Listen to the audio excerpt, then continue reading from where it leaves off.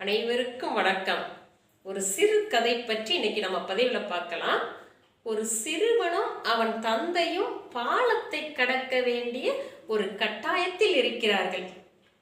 உடனே தந்தை சொல்கிறார் சிறுவனை பார்த்து, மகனே, என் கைகளை நீ நன்றாக பற்றி கொண்டிரு, அப்போதுதான் நீ இந்த ஆற்றில் விழாமல் தப்பிக்க முடியும் என்கிறார்.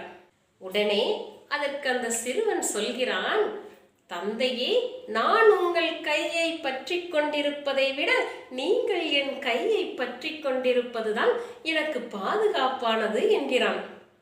உடனே தந்தை இரண்டிற்கும் என்ன வித்தியாசம் என்று பார்க்கிறார். உடனே அந்த சிறுவன் சொல்கிறான், நிறைய வித்தியாசம் இருக்கிறது தந்தையே.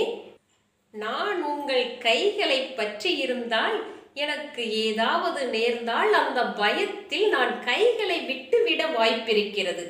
நீங்கள் என் கைகளை பற்றி இருந்தால் எனக்கு எதை பற்றியும் கவலை இல்லை. ஏனென்றால் நீங்கள் எக்காரணம் கொண்டும் என் கைகளை விட மாட்டீர்கள் என்ற நம்பிக்கை உண்டு.